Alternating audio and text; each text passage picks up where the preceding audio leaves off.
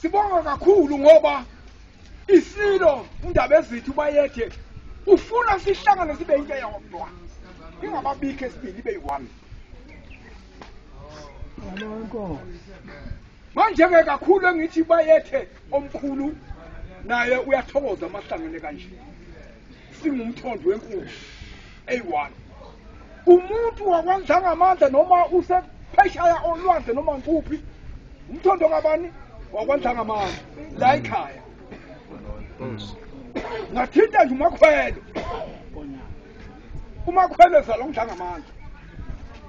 Manje ke engisho ukuthi mfowethu Nkosi kwande lapho uthathe khona. Othe makufika ingane yakwenu phakathi la endlini wayemukela ngegugu. Mayisifikile ingane yakwenu phakathi kwalo musi. Ngamandla kwande lapho uthathe khona. Angizukuqhubeka kakhulu.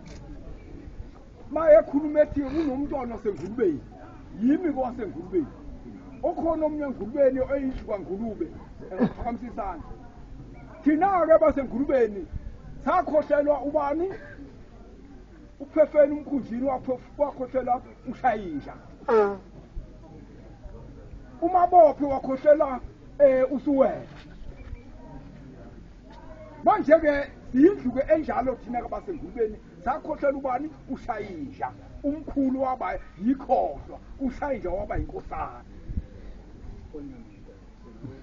Engisho ukuthi ke mfowethu ola igcekeni ngibonga nomyalo wakho oyala lengane yomnewethu.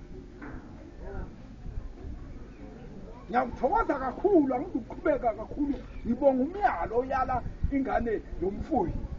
Uyiyala ngakho konke ukuthi umuntu ezehlonipheke ukhothame. Nane ungakanani ekhothame. Ukuze nengane ibone ukuthi unenhlonipho. Uzoyithatha kuye lo mntana omnewethu ukhulekayo. Wondla ngamandla niphelele nonke nilapha. Kangizubonga yena yedwa umfowethu ola igcekeni. Ngibonga nonke ngoba uthema yenza lento nike nahlangana endlini. Nathi mase nihlangene nabonisana ukuthi pho mayefika lo mntana enkosi kuzakwenza kanjani. Nginibonga nonke. Lokho enikwenzile. Ngibonga lokhu okwenziwe lo mfowethu wafuneka kwenziwe uSilwane. Lo msebenzi nje ongaka ukuhlanganisa umndeni wafuneka kwenziwe uSilwane ozalwa ngishayisha.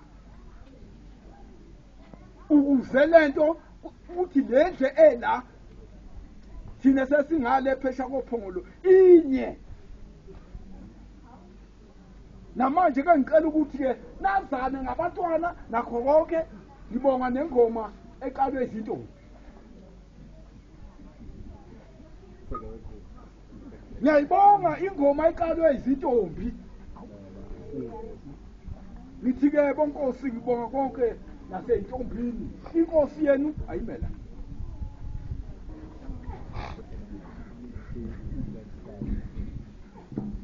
Nansi inkosi yenu yamandlovu eyikhanda.